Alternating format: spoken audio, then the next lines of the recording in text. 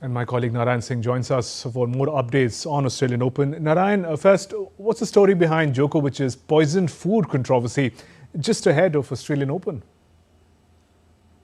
Well, Shubhendu, if we talk about this controversy, with this, Novak Djokovic has opened a Pandora box, and such claims we can say that are very, very grave.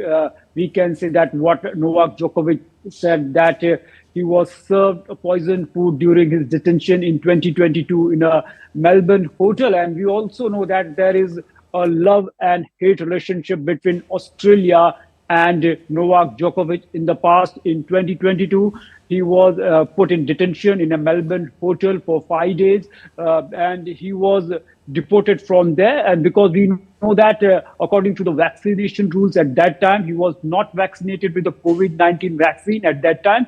And that's why he was deported. His lawyers tried best that he could play in the Australian Open that time, but his all attempts fell flat during that time against the deportation. And during that detention process, he claimed recently to a magazine that he was served a poison food. When he went back to his home country in Serbia, he discovered through the medical reports that there was a very high concentration of mercury and lead in his body. And if we talk about, we can say that these claims are very serious. And if we talk about the Australian experts and nutritionists, they are saying that it is very unlikely to have very high concentration of these metals in his body, but they didn't rule out this thing entirely, because we know that the experts are saying that he's a vegan. And if we talk about the lead and mercury is very high in the seafood like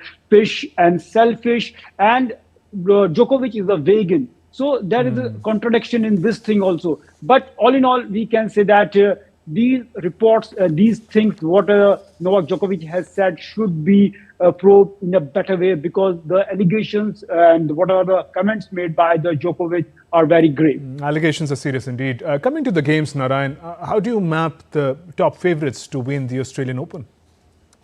The first Grand Slam of the year, and talking about Novak Djokovic, last year he was a slamless player, didn't win any Grand Slam. Only the Olympic gold in Paris was a bright spot in 2024 for him, and it was not up to the mark according to the standards set by the Novak Djokovic.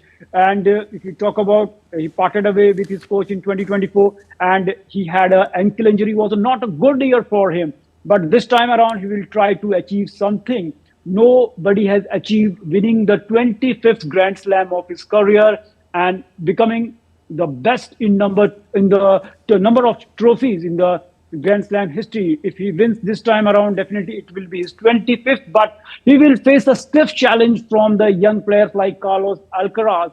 And the way Jannik is playing last year in 2024, they both shared the 4 Grand Slam between them, winning the 2-2 each, and definitely going to be a tough competition for the Novak Djokovic. And the way Jannik played throughout the year, he won.